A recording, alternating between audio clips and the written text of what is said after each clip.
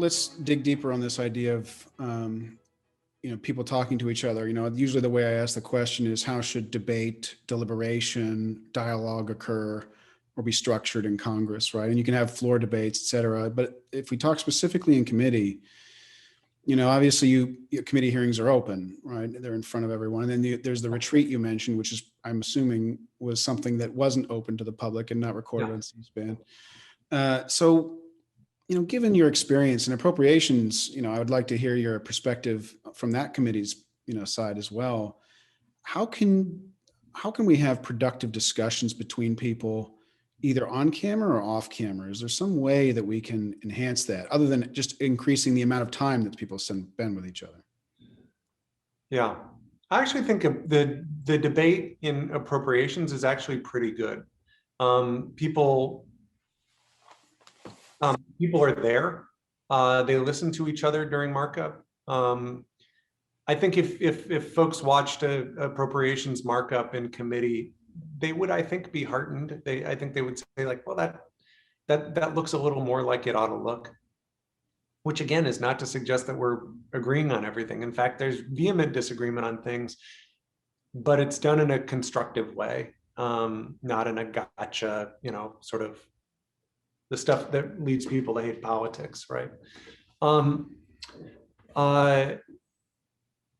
Sorry, you have to remind me the question, because What's the secret to that constructive dialogue happening in the appropriations committee then? What's the secret sauce? Is it time together? Is it, that everyone's focused on a specific outcome that has to be done within a certain period of time and that focuses everyone's attention, or there's a deliverable? What is it? I think that you just named three things that make me say, like, yeah, that's, those are all three contributors to it. The other thing that is unique is it is a unique committee in that by and large, everybody's in the room, right? In our markups, people are there. They're listening to each other during debate. I know your question was about committee, but this is one of the things that I think is lacking with regard to the floor, the House floor, right? If you can talk to any former state legislator who serves in Congress, and they would say, one of the things I miss is that floor debate. People aren't on the floor to hear floor debate. I actually had my mind changed a few times when I was in the state legislature by listening to floor debate. And the reason members aren't on the floor during floor debate is they're also, while floor debate is happening, they're also in their three committees at the same time. And, and it's actually slightly worse than that, because the only time members are on the floor are usually for the most toxic procedural motions.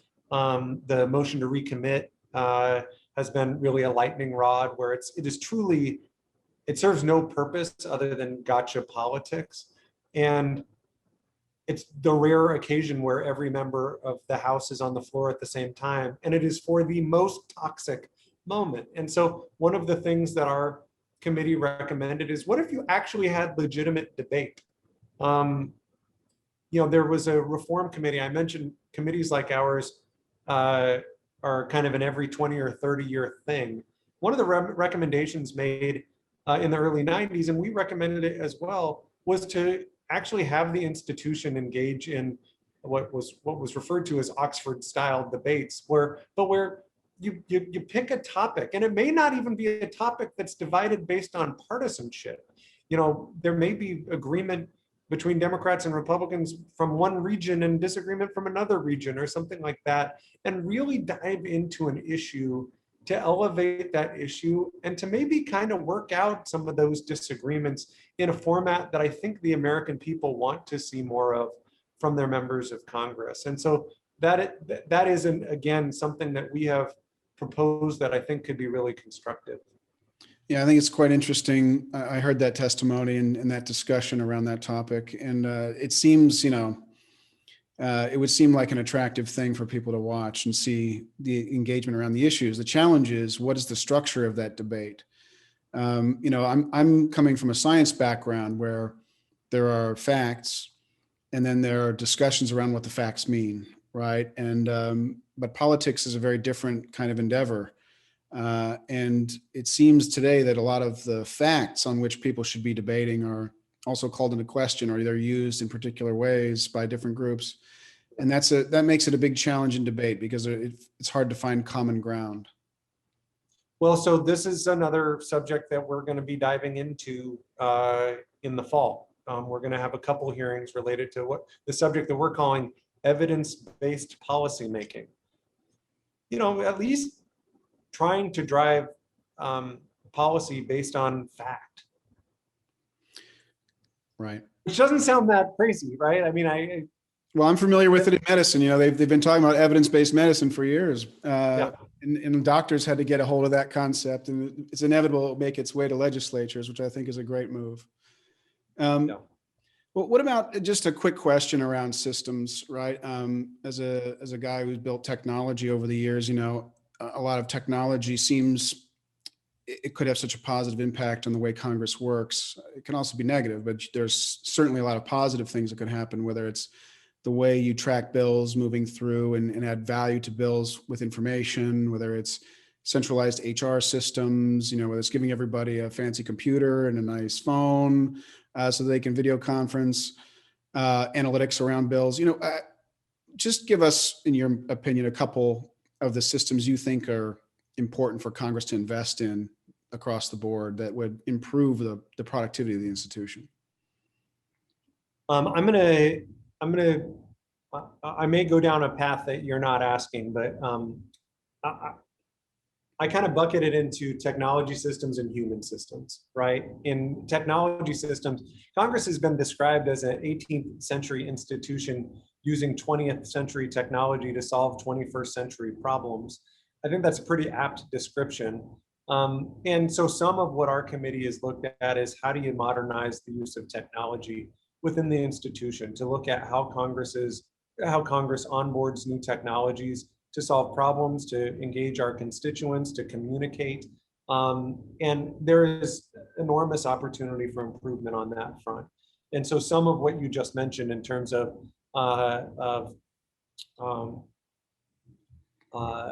having better review and onboarding of new technologies within the institution is some of what our committee has recommended. The other thing, though, that I think we can't lose sight of is that the most important asset that Congress has is staff, is the people who are dedicated public servants who come to work in this institution because they want to solve problems for the American people. And unfortunately, there's been a massive brain drain out of the institution, in part because the House has not kept pace with the executive branch and with the private sector. And before anyone thinks, wow, it sounds like Kilmer's proposing that members of Congress pad their offices with luxury. The reason this matters is because the status quo doesn't serve the interests of the American people. When, as an institution, there is huge turnover of staff, that means members of Congress either don't have the knowledge to solve those difficult problems, or they become overly reliant on lobbyists. And that does not serve the interests of the American people. And so some of what our committee has looked at, and in fact, we're about to take up some additional recommendations in this space, is the question of how do you recruit, retain, and have more diverse staff that looks like America, a staff that builds competency over time, and that's able to engage on those difficult problems. Some of that gets at staff pay, some of that gets at benefits. And some of the things that we've recommended are really, I think, pretty common sense. Trying to ensure that that as an institution, Congress is punching, at or above its weight, not below it. Yeah, I think you just passed, I think, the 20% increase already in a lot of areas, right? In terms of funding. I think that the legislature passed out of committee and it proposed that. That's right. But obviously it's a challenge to make sure that Congress spends the money on legislative and oversight activities instead of allocating the money for things that aren't aligned with those those objectives. That's unfortunately a big challenge as well, whether that money goes to committee, whether it goes to constituent service, whether it goes to legislation. And I remember that being a concern among some of your committee members when talking on this subject. And I'm sure it's a big challenge because there's a big divergence in incentives, right, for members on a personal front versus the institutional front. That's fair. And, one of the things that the committee is also looking at is, how do you make more robust the work of committees? And some of that gets at staffing too. In the last Congress, the institution provided the ability to pay interns, which doesn't sound like that big a deal. But, as you look at trying to get at both retention and diversity of staff within the Congress, and recruitment for that matter,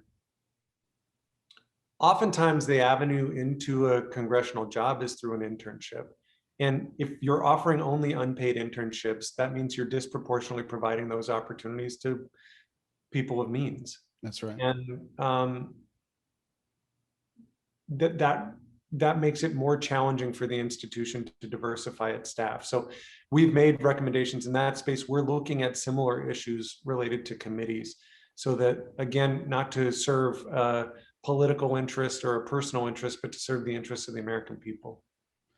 All right, let's move on to another question that I ask all of my guests, which is one that I always assumed an answer would be the same, but in fact, everyone answers it quite differently, which is, what do you think congressional representation should mean? Yeah, it's funny. Representative is not just my title, it's my job description. And I look at a big part of my job as being, as I mentioned, being, available to my constituents, being accountable to my constituents, being accessible to my constituents. It means we work on things that are relevant and important to my constituents. And it also means that, part of my job is to make sure they know what we're working on, and that that we're communicating with them and listening to them. I do a whole bunch of town hall meetings. It's been hard during the pandemic. We've done instead a lot of social media town halls and telephone town halls, but I'm looking forward to getting back to doing them in person. Because I actually think that's an important part of this. I work for the people who I serve. Like they're my boss, right? And that doesn't mean that on every issue, I'm going to take a poll and agree with at least 50.1% of my constituents. But it means if I take a position where they may disagree with me, I have to be accessible to them and accountable to them, and be prepared to explain why I took a position that I took. To me, that's about being representative as well. So if I dig a little deeper, in terms of there's the concept of reflecting the beliefs of your district versus making your own judgments about what you think's in their best interest. Yeah. Where do you fall on that spectrum? You know what? I feel very lucky, and perhaps it's because I grew up in my district. I worked professionally in my district. I served in the state legislature in my district. I would be really hard pressed to find an issue where my perspective was out of line with a majority of my constituents. I am kind of my district. And I feel very lucky in that regard, because I haven't been, I have not faced that conflict as much as some members do. And I feel very lucky in that regard. And again, part of that is we spend a ton of time just meeting with constituents, and that shapes my opinion on things. Like when you listen to your constituents and really get a sense of, gosh, this is, here's a real problem, that shapes your perspective. And it means I don't have to, I don't have to do something that I feel conflicts with my values, or by and large, my values are tightly aligned with the interests and priorities of my constituents. And that's a really good thing. So you don't feel like you've been in a lot of situations where you have to where you have an opinion on a bill or an issue that conflicts with your constituents' beliefs in the majority? I've certainly found serving in the majority that to be the case, and I cannot think of an example where my perspective was sort of not where I thought my constituents were. Which again is not to say there's unanimity among my constituents. We will hear, pick your issue, right? I think it's really important that we expand rights to the LGBTQ plus community. We'll get a fair amount of constituent correspondence disagreeing with my perspective on that issue. I think we face an existential threat from the climate crisis. In fact, I have 4 coastal tribes in the district that I represent that are in the process of trying to move to higher ground because of persistent flooding and more severe storms, not to mention the threat of tsunami. We will inevitably get a fair amount of constituent correspondence disagreeing with my perspective on that issue. But I don't think it's a majority. But you still represent those minority views somehow. What it means is I will go to, I did, you can go to counties in my district that voted for me and counties that didn't. And I do town hall meetings in all of them. And I stand in front of groups in all of them. And I say, I hear you, and here's my perspective on this. And, if I disagree with you, I try to do it respectfully. And at least let them know, here's why I came down where I came down. And what about the future? This is one question I have on representation when it comes to Congress, because Congress votes to do things that impact their existing, their living constituents, right? But they also have the future constituents, and there may be liabilities, for those future constituents based on decisions now. So how do you think about the future in terms of your future constituency and how you represent them? Or do you feel like, it's today's that I represent, which is definitely the view of some? A lot of what I focus on is with an eye towards the future. I just mentioned a couple issues, the climate crisis in particular. My governor said it really well. He said, we're the first generation to see the impacts of the climate crisis and the last generation that can do something about it. And, while that suggests that we're going to have to make some changes now, and in fact, we should have made some changes yesterday, it is with an eye toward the future. And listen, there's a bunch of what we work on that is pressing, that is an urgent issue. I mentioned the retirement issue for federal workers at the Naval Shipyard.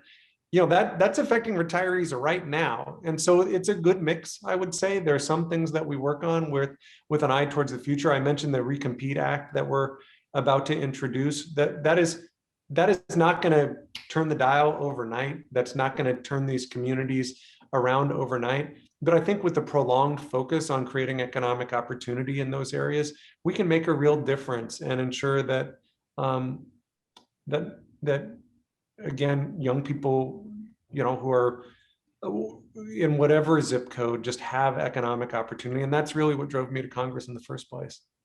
Great. Well, just 2 quick questions left. One is, what fundamental institutional improvement should Congress make within 50 years? Wow. I think a lot of what we are working on the select committee is with a shorter time horizon than 50 years. And it requires unanimous consent, and that's, you're not going to get a 50-year change probably with unanimous consent. So this is more of a personal question. What do you think needs to happen? Well, here's what I would say. I actually think many of the issues that bedevil Congress are less institutional issues and more broad policy issues. So for example, I think Congress needs to pass campaign finance reform because much of what bedevils the institution is the role of too much money in our political system. I think Congress should, and the House has passed H.R. 1 to stop partisan gerrymandering, because I think that too contributes to the partisan dynamic that you see currently in Congress. There are other issues that our committee is looking at that, again, and our committee doesn't require unanimous consent. We have a supermajority requirement. And so some of these issues around changing norms, looking at how Congress engages the public. We're going to have a couple hearings related to civic engagement, looking at issues related to the continuity of Congress. I think one of the things that people are really concerned about, particularly following January 6th and following a global pandemic and massive cyber attacks, is really the fear that Congress as an institution could be crippled in its ability to function. And so the committee is going to take up that subject later in the year as well. I think those are a few that require some attention. Well, I think you've already anticipated my last question, which is your priorities for the coming year. So anything you want to share with any highlights coming up with either the Modernization Committee or any of the other work you're doing? Well, I think I just gave you a sneak preview of what's coming up in the Modernization Committee. Yeah. You know, and I would just mention to folks who are watching, if you're interested in learning more about our committee's work, you can visit modernizecongress.house.gov. You know, listen, it's strange being part of an institution that, according to recent polling, is less popular than head lice, colonoscopies, and the rock band Nickelback. And you have a pretty good sense of why that is the case. There's been too much just bickering for the sake of bickering and not enough progress for the American people. And that's something that I'm really committed to. You know, you asked about other things that Congress needs to get right. I think we, as a committee, recommended some changes to the budget and appropriations process. I think the dysfunction around budget and appropriations, simply put, needs to be dealt with. And too many government shutdowns, too much delay in the process, too much gamesmanship. That doesn't serve the interests of the American people. And again, that's kind of the North Star of the Modernization Committee, is how do you make Congress work better for the American people? And again, I mentioned our website. There's an opportunity for those who are watching this to engage and provide their insights and suggestions as well. So please do. Right, Representative Kilmer, thank you so much for your time, your energy, and all the work you're doing to improve the Congress. Thank you. You bet. Thanks for having me.